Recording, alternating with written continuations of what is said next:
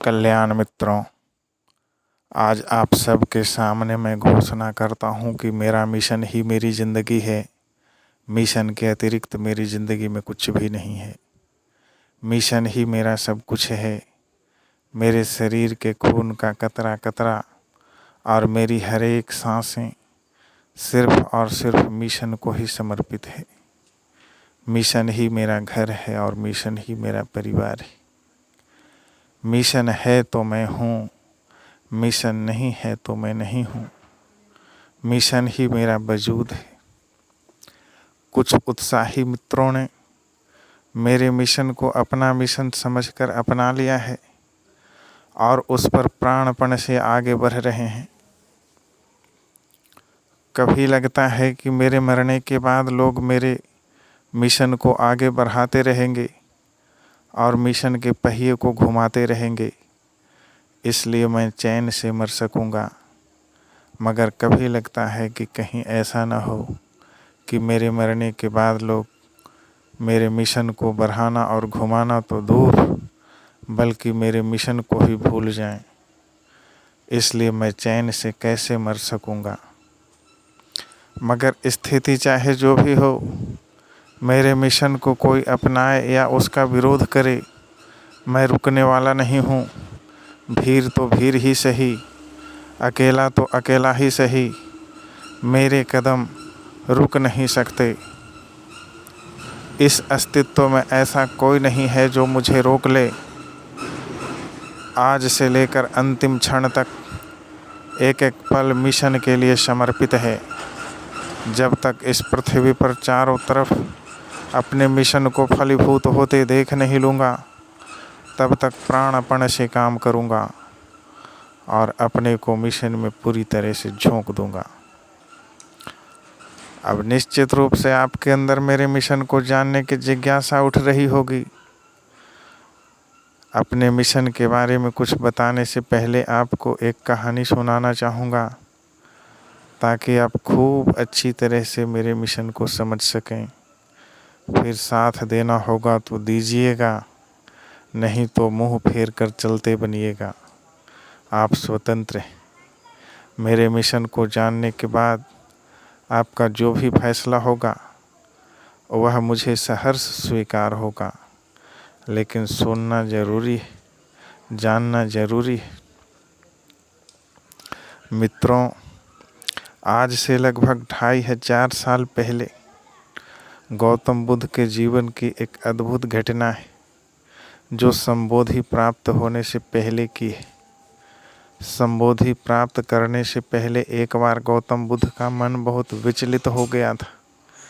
उन्होंने कई गुरु बदलकर एवं तरह तरह से अपने शरीर को तपाकर देख लिया था, मगर उससे उन्हें कोई लाभ दृष्टिगोचर नहीं हुआ। वह बहुत निराश हो गए थे, यहाँ तक कि उनके मन में अपने घर लौटने का भी विचार उठने लगा था। इसी बीच उन्हें प्यास लगी। वह अपनी प्यास बुझाने के लिए एक सरोवर के पास गए।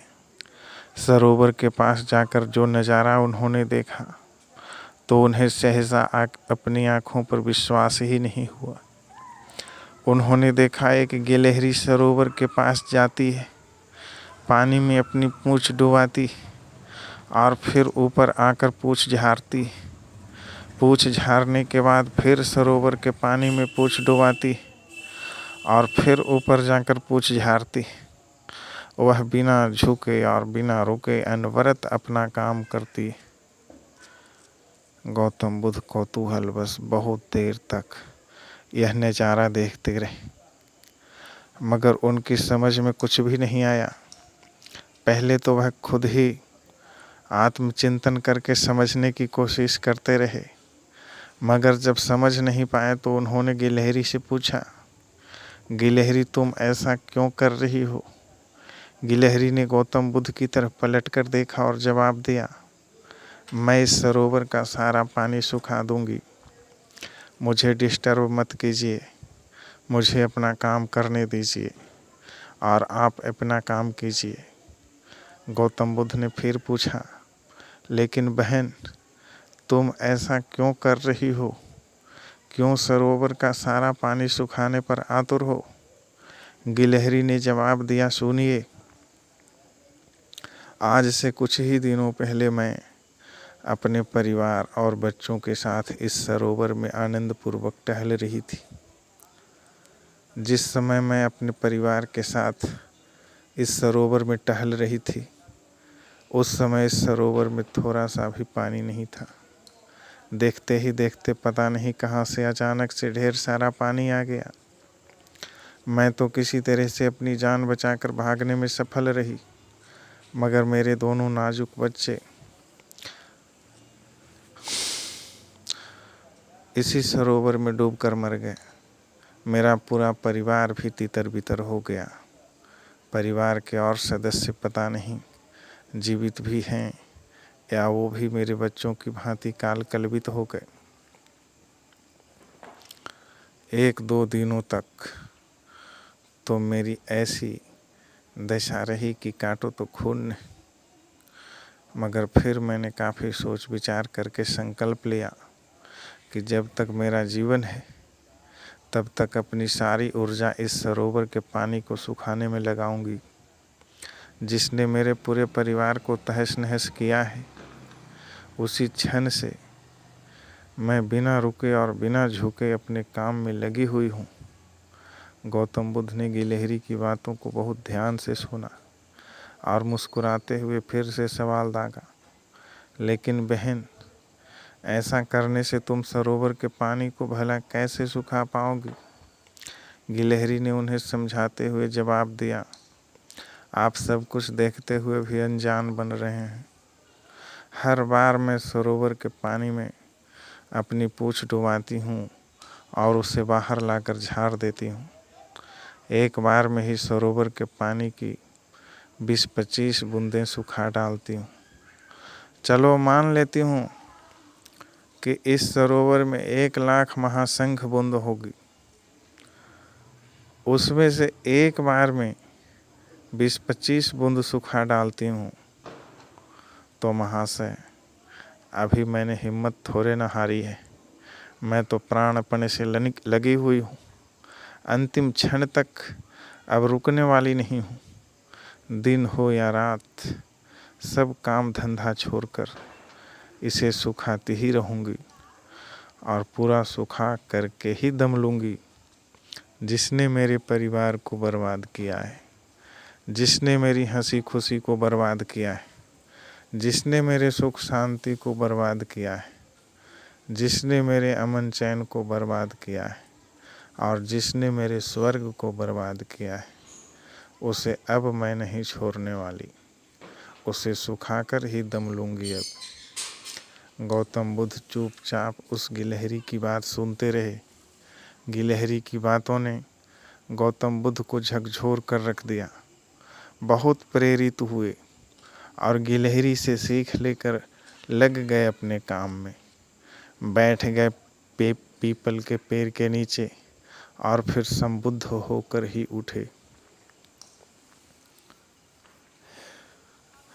मित्रों, तो बात हो रही थी मेरे मिशन की, तो मैं यह कहना चाहता हूँ कि जो संकल्प उस गिलहरी का था वही मेरा मिशन है। गिलहरी के संकल्प से हट करके मेरा मिशन कुछ भी नहीं है, सेम वही है।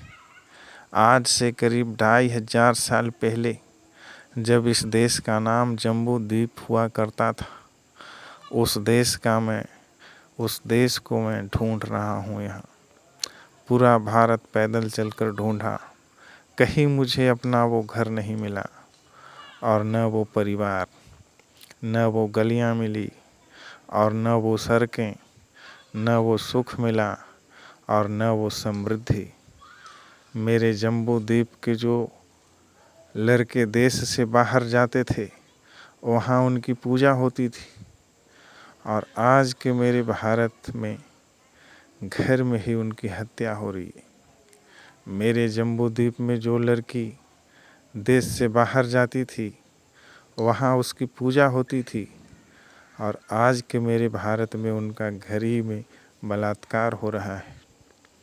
जम्बू द्वीप में अराजकता फैलाने वाले अधर्मियों को इससे भी संतोष नहीं हुआ तो शास्त्र रचकर भारत की लड़कियों को समझाने में लगे हुए हैं कि अगर कोई हत्या या बलात्कार के इरादे से तुम्हारा पीछा कर रहा हो तो भूलकर भी किसी बुद्ध मंदिर या जैन मंदिर में छिपकर अपनी जान मत बचा लेना। अगर बुद्ध या महावीर की शरण में जाकर अपनी जान बचाती हो तो सीधा नरक में जाओगी। उसकी जगह सड़क पर ही अपनी हत्या करवा लो, अपना बलात्कार करवा लो।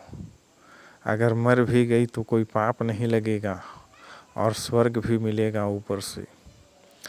आग लग जाए ऐसा लिखने वाले की खोपड़ी में, और आग लग जाए उस शास्त्र में जो ऐसी घिनौनी बातों के प्रचार प्रसार में निरंतर लगे हुए हैं। जम्बू द्वीप में यही सब चलता था क्या थे हम और क्या हो गए। सोने की चिड़िया कहलाते थे हम, विश्व गुरु कहलाते थे हम। इतिहास गवाह है, दुनिया के अन्य देश भगवान की भूमि समझकर मेरे जम्बू द्वीप की तरफ पैर करके नहीं सोते थे। आज चारों तरफ युद्ध की स्थिति है, घर में भी गृह युद्ध जारी है। ईश्वरवाद का यह प्रसाद तो सबको मिलना ही था। बबूल के पेड़ में आम का फल लगता है भला? जो करोगे उसका फल तो भोगना ही पड़ेगा। गिलहरी की तरह ही मेरे जीवन में सब कुछ ठीक ठाक चल रहा था मित्रों। मैं अपने परिवार के साथ बहुत अमन चैन और सुख शांति से रहता था। पूरा जम्बू द्वीप ही मेरा परिवार था। कोई जाति पाति नहीं थी, कहीं कोई अराजकता नहीं, कहीं कोई धोखा नहीं, कहीं हत्या नहीं, कहीं बलात्कार नहीं। संपूर्ण जम्बू द्वीप में अनिश्वरवाद का एक छत्र साम्राज्य था। मैं सोने की चिड़िया और विश्व गुरु कहलाने वाले देश का नागरिक था। ईश्वर शब्द की कहीं कोई चर्चा तक नहीं थी। शांति ही शांति, चैन ही चैन।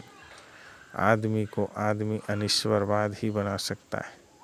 ईश्वरवाद आदमी को आदमी रहने कहाँ देता है। किसी को हिंदू बना देता है, किसी को मुसलमान बना देता है, किसी को सिख बना देता है और किसी को ईसाई बना देता है। तोड़ता है ईश्वरवाद और जोड़ता है अनिश्वरवाद। राहुल संकृत्यायन कहते हैं कि अनिश्वरवाद मानव जाति को दी गई बुद्ध की महानतम देनों में से एक है। अनिश्वरवाद आदमी को स्वर्ग के साम्राज्य में धकेलता है और ईश्वरवाद जहन्नम में। अनिश्वरवाद समस्याओं का निराकरण करना सिखाता और ईश्वरवाद समस्याओं को टालना। अनिश्वरवाद आँख खोलना सिखाता और ईश्वरवाद आँख बंद करना।